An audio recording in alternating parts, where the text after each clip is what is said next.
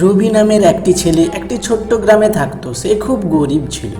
তার প্রধান কারণ হলো কিছু সময় আগে রবির বাবার একটা দুর্ঘটনা ঘটেছিল।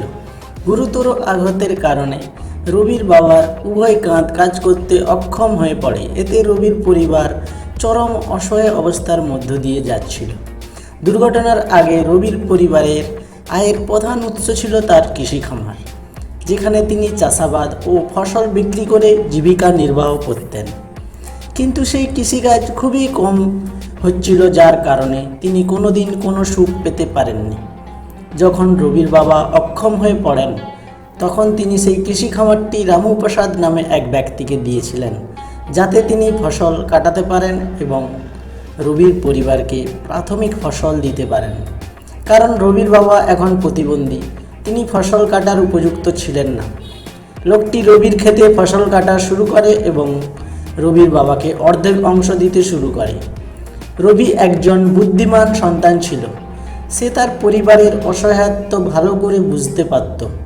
সে তার বাবা মায়ের একমাত্র সন্তান, অতএব তিনি সর্বদা তার মনোযোগ শুধুমাত্র পড়াশোনায় নিবদ্ধ করতেন এবং প্রায়শই ক্লাসে সর্বোচ্চ নম্বর পেতেন। কিন্তু রবি তার ক্লাসের সবচেয়ে গরিব ছাত্র ছিল, তাই তার প্রতি ঈর্ষান্বিত ছেলেমেয়েরা তাকে বিরক্ত করত। রবি, তুমি কাল রাতে খাবার খেয়েছো না খাওনি? এই জিনিসটি রবিকে তার হৃদয়ে সূচের মতো বিঁধেছিল, কারণ এটি সত্য যে রবির পরিবার দারিদ্র্য এবং অসহায়ত্বের মধ্য দিয়ে যাচ্ছিল। কিন্তু রবির দুঃখ হয়েছিল এই ভেবে যে সমাজও তার অসহায়ত্ব নিয়ে মজা করছে। শুধু পড়ালেখায় ভালো বলেই সবাইকে পেছনে ফেলে দিয়েছিল বলে তাকে সবাই মজা করত। রবির বাবা অক্ষম হয়ে গেলে বাচ্চারা প্রায়ই রবিকে প্রতিবন্ধী ছেলে বলে ডাকত। সে তার ক্লাসে কাউকে কিছু বলতেন না এবং কারো সঙ্গে কথাও বলতেন না। তিনি কেবল তার পড়াশোনা নিয়েই মনোযোগী ছিলেন। তার শিক্ষক সবসময় রবিকে শিক্ষার জন্য উৎসাহিত করতেন, কারণ তিনি একজন ভালো ছাত্র ছিলেন। একবার রবি স্কুল থেকে বাড়ি যাচ্ছিল, এমন সময় কিছু ছেলে তার কাছে আসে, যারা তার যোগ্যতা দেখে ঈর্ষান্বিত হয়ে তার স্কুলের ব্যাগ ছিনিয়ে নিয়ে ড্রেনে ফেলে দেয়। রবি দ্রুত ড্রেনের দিকে ছুটে যায় এবং ব্যাগটি কুড়োতে ড্রেনে ঝাঁপ দেয়, যার কারণে রবি যখন তার স্কুলের ব্যাগটি ড্রেন থেকে বের করার চেষ্টা করেছিল, তখন সমস্ত ছেলে তাকে ঠাট্টা করছিল। রবি ভালো করেই বুঝতে পেরেছিল যে তার অপমানের মূল কারণ তার অসহায়ত্ব এবং দারিদ্র্য। তাই তিনি কাউকে কিছু না বলে কাঁদতে কাঁদতে বাড়িতে পৌঁছে যান। মনে মনে ভাবছিলেন, কেউ গরিব হলে সমাজ কি তার সাথে এমন আচরণ করবে?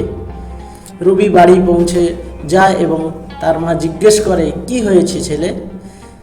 রবি বলল, আমার পা ড্রেনে পড়ে গেছে, তাই আমি ড্রেনে পড়ে গেছি। রবি খুব ভালো করেই জানতো মাকে কিছু বললে শুধু শুধু মাকে কষ্ট দেওয়া হবে, তাই সে মাকে কিছু না বলে স্নান করতে চলে গেল। রবি যখন স্নান সেরে ফিরে এলো, দেখলো তার বাবা মা নিজেদের মধ্যে কথা বলছে। তাদের ক্ষেতের ফসল কাটার অনেক দিন হয়ে গেছে, কিন্তু রামু প্রসাদ এখনও তার ভাগ দিতে আসেনি। রবির বাবা বললেন, আমি তাকে জিজ্ঞেস করতে যাব, কি ব্যাপার? সন্ধ্যায় রবির বাবা রামু প্রসাদের বাড়িতে গেলে তিনি জানতে পারেন রামু প্রসাদ রবির বাবার খামার দখল করে নিয়েছেন, যার কারণে তিনি তাকে তার ফসলের অংশ দিচ্ছেন না। রবির বাবা রামুর সাথে অনেক তর্ক করেছিল, কিন্তু কোনো ফল হয়নি। সহজ কথা হলো, সে রবির বাবার অসহায়ত্বের সুযোগ নিয়েছে।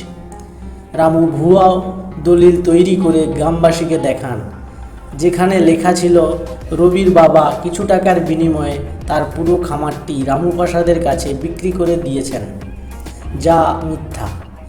রবির বাবা বাড়ি ফিরে রবির মাকে তার পুরো ঘটনা বলতে শুরু করে এবং রবির বাবা কাঁদতে শুরু করেন। এটা দেখে মনে হলো রবির আত্মা কাঁদতে শুরু করেছে। সে তার বাবাকে এতটা কোনোদিনও অসহায় দেখেনি। রবি একজন বুদ্ধিমান ছেলে ছিল। সে তার শিক্ষকের সহায়তায় পরের দিন পুলিশকে ফোন করেছিল, কিন্তু রামু প্রসাদ পুলিশকে মিথ্যা নথি দেখায়, তাই পুলিশ কিছু করতে পারেনি এবং সেখান থেকে চলে যায়। এত সহ্য করার পর মনে হলো যেন রবির ওপর পাহাড় আছড়ে পড়েছে।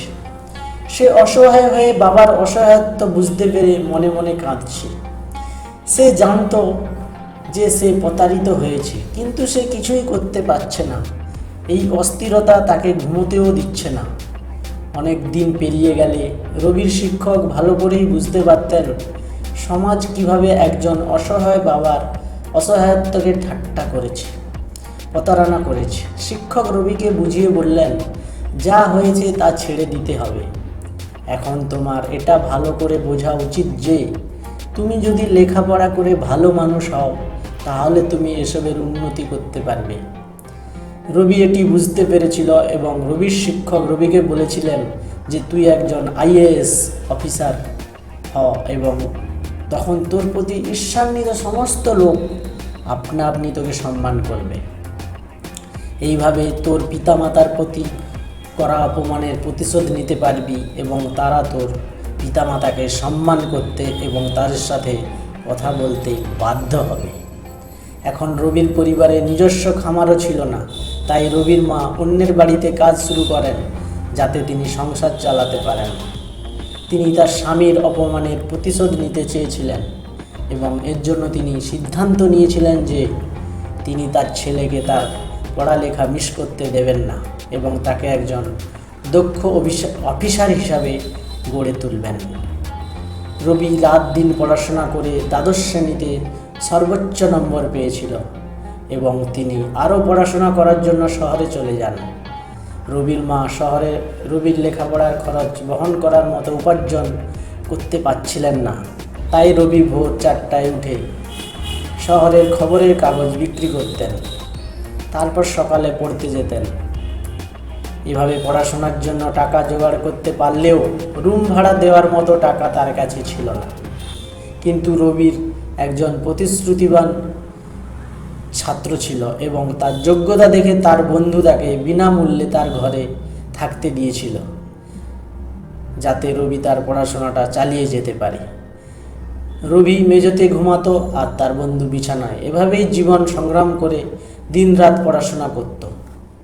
প্রায় 5 বছর ধরে শহরে আইএএস অফিসারের জন্য ক্রমাগত প্রস্তুতি নেওয়ার পরে এমন একটি সময় আসে যখন তিনি একজন আইএএস অফিসার হন এবং তাকে তার নিজের গ্রামে জেলায় চাকরির জন্য পাঠানো হয়, কারণ রবি নিজের গ্রামে আসতে চাইছিল।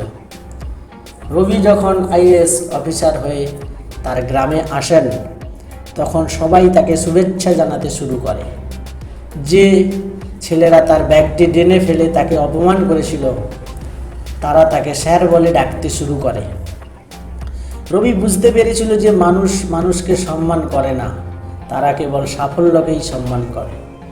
রবি রামু প্রসাদকে ডেকে বলে যে জমির কাগজপত্র আমাকে দেখাও যেটা তুমি তোমার বলে দাবি করছো এবং আমার বাবাকে সারা গ্রামে অপমান করেছ। রামু প্রসাদ যখন সেই নথিগুলি নিয়ে আসেন তখন আইএএস অফিসার রবি সেই কাগজগুলিকে জাল বলে শনাক্ত করেন। রবি বুঝতে পেরেছিল যে রামু প্রসাদ পুলিশ কর্মীদের টাকা দিয়েছে, যার কারণে পুলিশ রবির বাবাকে সাহায্য করেনি। রবি ওই জমির মামলাটি আদালতে নিয়ে যান, যেখানে আদালত ন্যায্য রায় দেন এবং সেই জমিটি রবির বাবার নামে ফিরিয়ে দেওয়া হয়। এখানে শুধু জমির কথা নয়, অপমানের কথা যার প্রতিশোধ নিয়েছিলেন রবি আইএএস অফিসার হয়ে। তার শিক্ষক রবি গ্রামে আসার খবর পেয়ে তার বাড়িতে আসে। তখন রবি কাঁদতে কাঁদতে শিক্ষকের পায়ে পড়ে তাকে ধন্যবাদ জানান। যাওয়ার সময় শিক্ষক রবিকে একটা কথা বললেন যে শিক্ষাই একমাত্র অস্ত্র যা দিয়ে আমরা আমাদের জীবনকে উন্নত করতে পারি এবং আমাদের অপমানের প্রতিশোধ নিতে পারি। এই গল্প থেকে আমরা শিখি যে শিক্ষা আমাদের জীবনকে উন্নত করে এবং আমাদের সমাজ গড়ে তুলতে সাহায্য করে। শিক্ষার মাধ্যমে সামাজিক এবং আত্ম উন্নয়ন সম্ভব। বেশিরভাগ ক্ষেত্রে অশিক্ষিত লোকেরা অন্য উপায়ে শোষিত হয়, তাই সমাজে একজন ব্যক্তির শিক্ষিত হওয়া প্রয়োজন যাতে কেউ তাকে শোষণ করতে না পারে এবং সে শান্তিপূর্ণ জীবনযাপন করতে পারে।